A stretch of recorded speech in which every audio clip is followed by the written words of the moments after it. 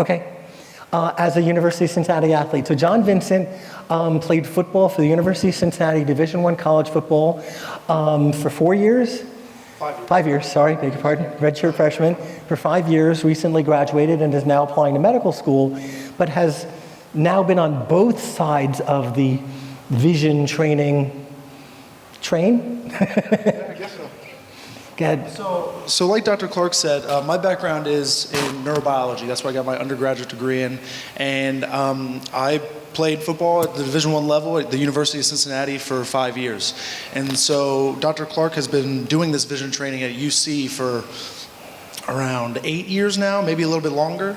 And so like he said, I have a unique perspective because I have both the neuroscience background as well as being the athlete. So I've been put through this vision training for the last 5 years during my time as an athlete.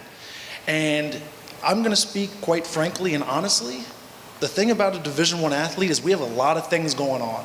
We have, in the fall for football specifically, we have practice from noon to 6 p.m. And we gotta figure out how we fit classes in there as well. And then we gotta figure out how we're gonna study.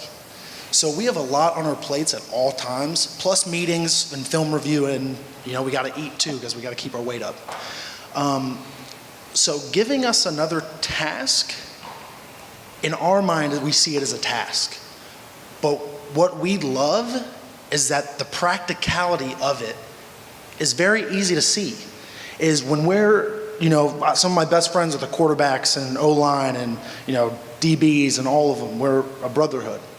And we have training modules, essentially vision training, specific to the type of athlete. So for QBs, for example, we'll have that big vision board that you saw out there, if you saw it, and we'll have them hold a ball, they're in the throwing arm, turned, and they will be hitting buttons with one hand, holding the ball, they'll be saying the numbers, and then they'll also have to quickly look at a flashcard that we have, like 3 times 3 or 6 times 4 or 3, the square root of 9 or something like that.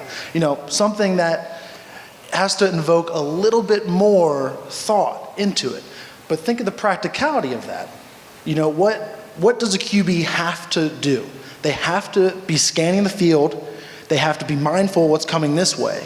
They have to look at all their check down routes, but they have to protect themselves too. They gotta check their blind spot because that's where a lot of injuries occur, especially for QBs. And we wanna keep it very symmetrical as well. So we also, even though they don't do their, if they're a right-handed thrower, they're not gonna throw with their left hand, but we wanna keep it symmetrical so we're, training both aspects of their brain. For O-linemen, for example, it's really easy. What do you want to, who wins as an O-lineman? O-line versus D-line, lower man wins, right? So we have neurovision training protocols for O-linemen too, where it's, it's only the lower half of the board. They kind of got to get in an athletic stance, hit the buttons, and we actually do one where it's, a red light will pop up, they got to hit it with their right hand. A green light will pop up, they got to hit it with their left hand. So they're constantly thinking about that. And then on top of that, they're doing, some simple addition on the screen, or one of Dr. Clark's favorites is a 4-letter word pops up, but fill in the blank, so you make up one of your 4-letter words. And so it's a really, practical, and that as an athlete, we can see that translate over to the field. And that's what matters to us. If it's gonna make us better on the field and help keep us safer, that's what matters. Then we're gonna be involved. And especially at UC over my past 5 years, we have, I'd probably say we have an 80 to 85% out of 115, 20 guys, 180% of them are on board and engaged and doing it routinely when it's scheduled.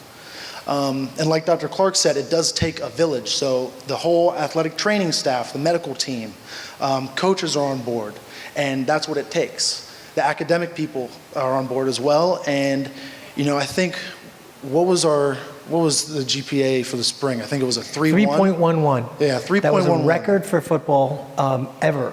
That was the highest. And that was the last team that broke the record. Yeah. Mm-hmm. I think we break it every semester. Yes.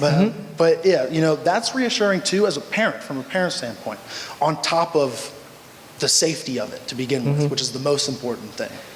And so that's really, from my perspective, is we do see the value in it, because we see how necessary it is. And it actually, sort of from a different perspective as well, it kind of helps us have faith in our staff. You know, the staff is looking out for us. And it's just reassuring because, you know, with the media that we're, especially social media with my generation, we are so subjected to all of the media that's been put out there.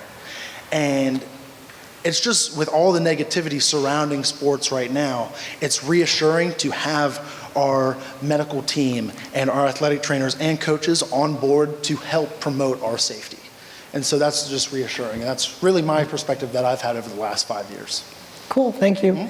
Any questions for John?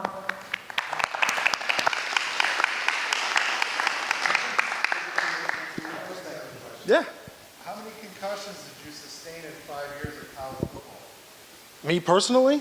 Oh, I never had a concussion. So I was one of the lucky few.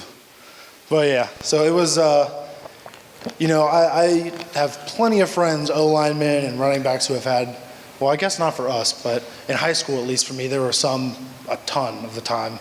But in college, you know, with the vision training we do, it is pretty rare. You know, like Dr. Clark said, 2.14 a season. I mean, that speaks for itself right there, and those are objective numbers. So yeah, does that answer your question? 0. I've had 0 concussions.